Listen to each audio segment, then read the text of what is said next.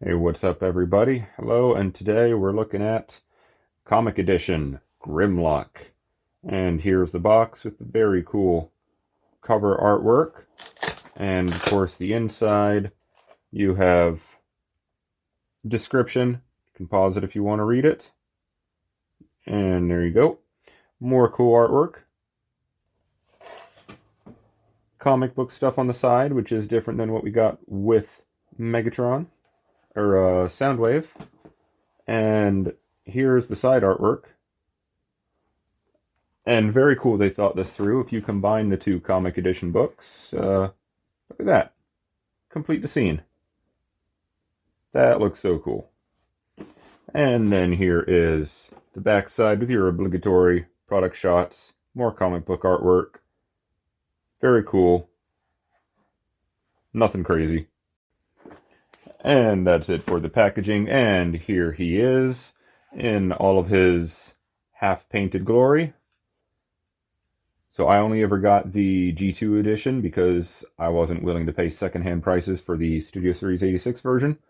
So he looks a lot better than the giant piece of cheese looking Grimlock. We got some black accents and red paint for his face. Most of his chest is yellow painted except for the centerpiece, which is just red and black accents. Otherwise, it's a molded plastic. Got some more paint going on, all the little comic book dots, the black, the blue, yellow, red, gray, that's all molded. Still looks good though. Very good. Inner pockets of the wings are all painted black. And there is the front, the side, and the back. And let's look at his accessories. We get a gold plated crown. Just pops right on. Looks great. Get his blaster, which is painted silver. Otherwise, the same blaster we did get with the other two Studio Series versions. And that one pegs in just fine. Then you get 3 different swords. And they're all like a very pliable, soft plastic, the entire thing. So, you get this one, which is very good detail. Although you can see it's got some waves in it. It's so soft. And it's not just from like just being shipped. It's been in the house for a couple of days with the AC, so this is just what they are. Then you've got these two. And very good details on them. They're just molded red, nothing special. Same on the backside. Now this one you can combine the two, but you look at that. Look on the edge of that and you can see it's kind of chewed up a little. Because yeah, I guess the port at the top of his hand is larger than the port at the bottom. Because when I plug it in, it works, but it kind of scrapes that plastic off a little. Still, looks great.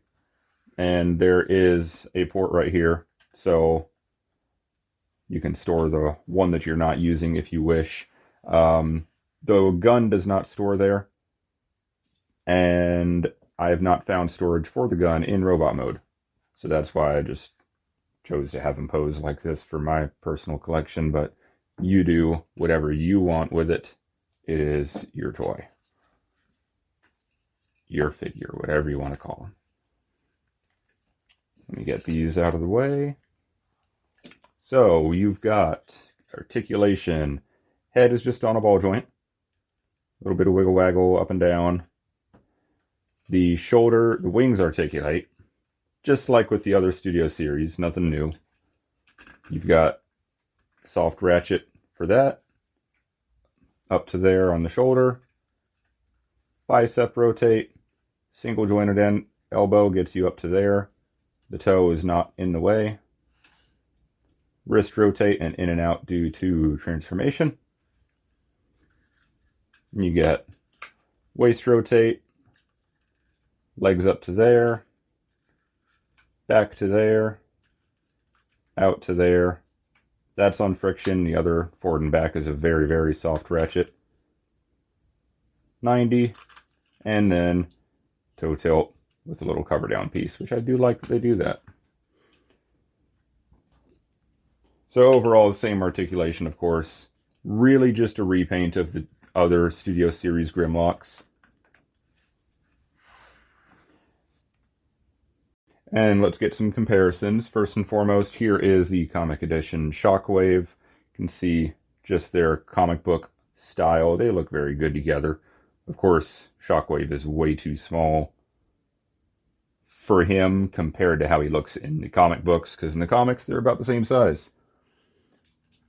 And then we have the family that we have so far. I am waiting on my pre-order for Swoop to be filled. So I do not have him yet. But there we go. Yeah, I ran out of room. We'll just do those two then. So there you go.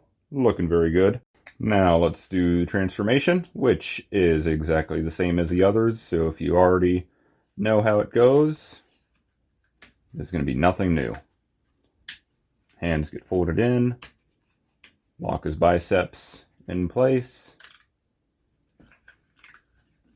Bring the chest down. Fold the head in. Doesn't really matter which way you have the head facing. Not that I've noticed. I'll keep those out of the way. We'll bring the head up.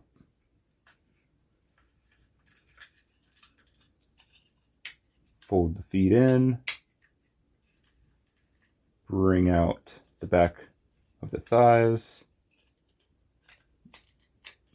Extend out the tail piece on both sides. You'll free up the knees and move them on those sliders. And bring it all forward. And then, of course, you've got your slots for the tabs. And then you've got a locking tab, a regular tab for a slot and a slot. There's that.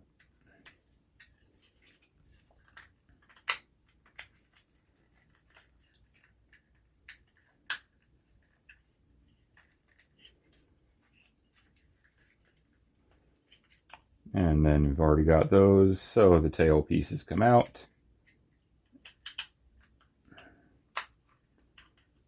They get tabbed together. Fix anything that came untabbed. Chest, feet area that comes up. Locks onto the piece that's right in there. Opening, tab.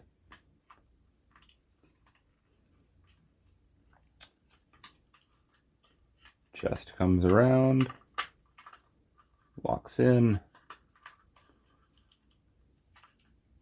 Pose the arms however you want. They are on ball joints and then hinges at the elbows. And there we go. Grimlock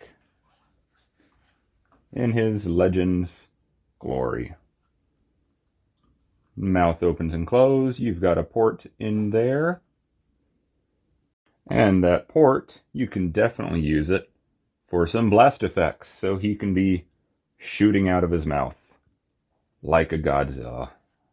I don't know if he ever actually did that in the show or the comics. I don't remember him ever doing that, but maybe he did. Either way, it's still very cool that you can do that. And the only weapon storage I have found is, of course, his blaster stores on his back, just like the other two Studio Series versions. Oh, yep, back definitely has to be tabbed together for it to work. Now he does have some ports over him, and all the swords have the port on the side. So if you really want to, you can just go sticking his swords in any of those ports, wherever you so choose. So, there you go, if you care about weapon storage in his Dinobot mode.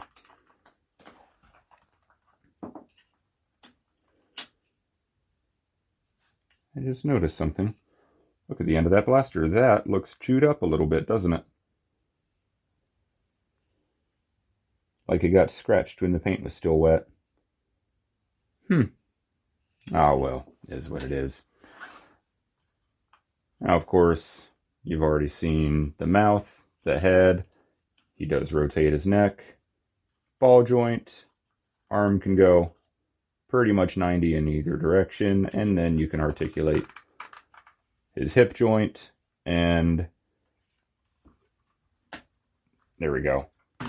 He's got a knee joint. And then you can swivel them out, use the bicep swivel. So you can get some decent articulation with them, however you would like. Other than that, he's got the same artwork that we already saw in bot mode.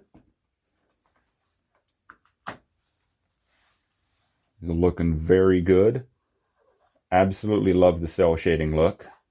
If they start to do more of them, then whichever ones I get will probably depend on which characters they are. But they do look very, very cool.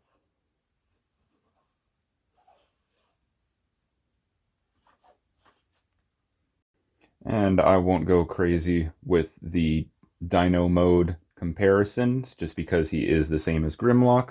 But here's Sludge. We'll do that at least. We'll do a full family comparison whenever I get my swoop.